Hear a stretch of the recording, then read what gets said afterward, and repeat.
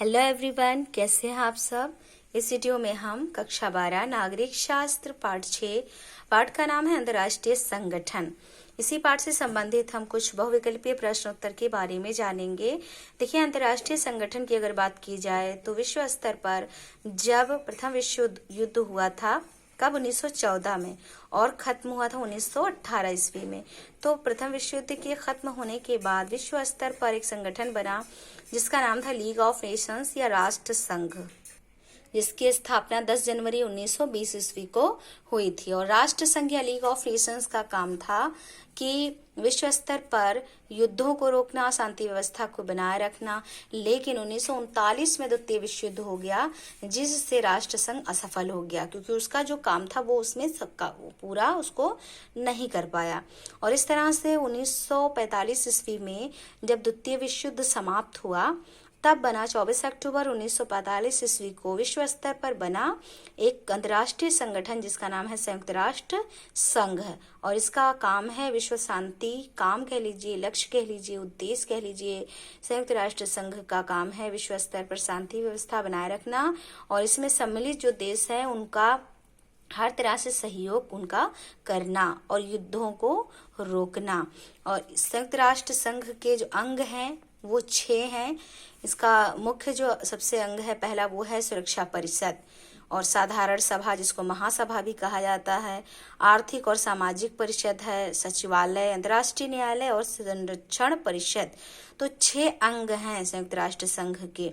और भी सुरक्षा परिषद की अगर हम बात करें तो 15 देश सदस्य हैं सुरक्षा परिषद के, 5 स्थायी और 10 अस्थायी। 5 जो स्थायी देश हैं इसके सदस्य के रूप में अमेरिका, रूस, ब्रिटेन, फ्रांस और चीन, ये स्थायी इसके सदस्य हैं सुरक्षा परिषद के, और 10 देश अस्थायी रूप से सदस्य हैं। संयुक्त राष्ट्र संघ की और भी ऑर्गेनाइजेशन है, संगठन है, जो विश्व स्तर पर सहयोग प्रदान करने के लिए अनेकों काम को करते हैं। जैसे कि स्वास्थ्य के लिए जो सम्मिलित देशों को सहयोग प्रदान करने के लिए है विश्व स्वास्थ्य संगठन, यानी कि WHO, वर्ल्ड हेल्थ ऑर्गेनाइजेशन है।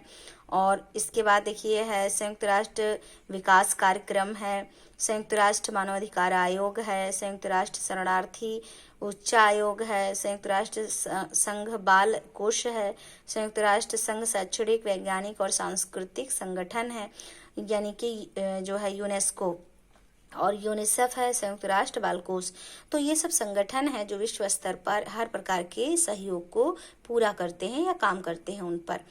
तो अब इसी पाठ से संबंधित हम कुछ प्रश्नोत्तर जानेंगे बहुविकल्पीय। तो देखिए, पहला प्रश्न है, निम्नलिखित में से कौन सा तथ्य सुरक्षा परिषद में भारत की स्थायी सदस्यता के प्रस्ताव को ज्यादा मजबूत बनाता है।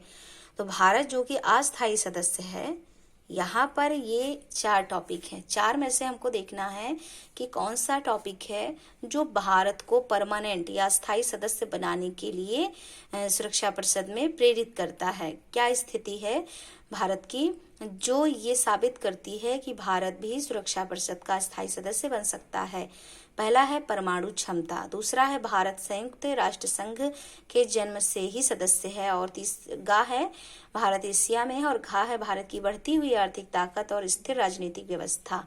तो देखिए, परमाणु क्षमता, क्योंकि जो 5 देश अस्थायी रूप से सदस्य हैं सुरक्षा परिषद के, ये 5 देश परमाणु संपन्न देश हैं, ठीक है।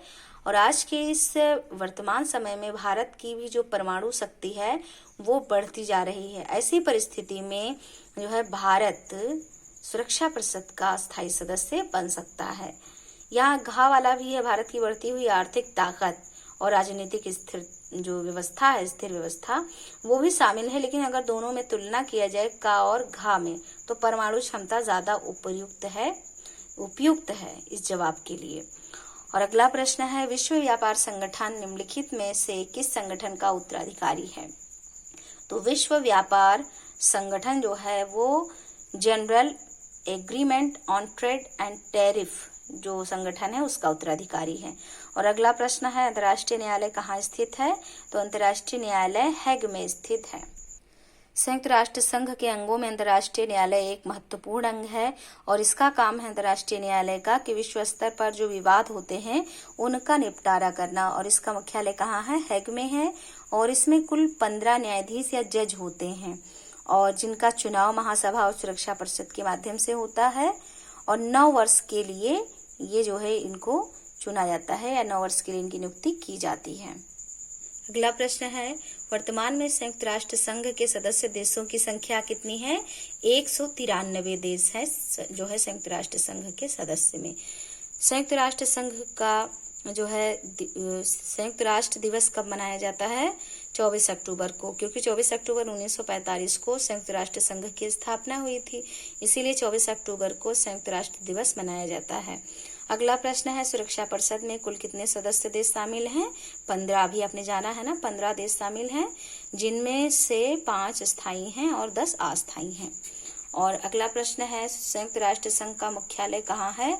संयुक्त राष्ट्र संघ का मुख्यालय न्यूयॉर्क में है। और अगला प्रश्न है, संयुक्त राष्ट्र की सुरक्षा परिषद में स्थायी व अस्थायी सदस्य देशों की संख्या कितनी है? तो स्थायी देश कितने हैं? 5 और अस्थायी देश कितने हैं? 10। अगला प्रश्न है, संयुक्त राष्ट्र संघ द्वारा किस वर्ष मानव अधिकारों की सार्वभौमिक घोषणा की गई? कब? 1948 ईस्वी में। और 10 दिसंबर को मानवाधिकार दिवस भी मनाया जाता है। और अगला प्रश्न है, सुरक्षा परिषद के स्थायी सदस्य देशों के नाम लिखिए। तो अमेरिका, ब्रिटेन, चीन, रूस और फ्रांस जो है स्थायी सदस्य देश हैं और इनको परमाणु संपन्न देश भी माना गया है। अगला प्रश्न है, क्या भारत सुरक्षा परिषद का सदस्य है? तो इसमें आप क्या लिखेंगे? हाँ, भारत सुरक्षा परिषद का सदस्य है परंतु अस्थायी है। और अगला प्रश्न है, सुरक्षा परिषद के गैर यूरोपियन स्थायी सदस्य देशों के नाम लिखिए। मतलब सुरक्षा परिषद में जो 5 स्थायी सदस्य हैं, 5 में से हमें केवल उन देशों के नाम लिखने हैं जो यूरोप के नहीं हैं, यूरोप महाद्वीप के नहीं हैं। तो यहाँ अमेरिका और चीन ऐसे जो देश हैं जो यूरोप के नहीं हैं, गैर यूरोपियन हैं। पाठ 6 से संबंधित आपके लिए बस इतना ही प्रश्न उत्तर। Thank you.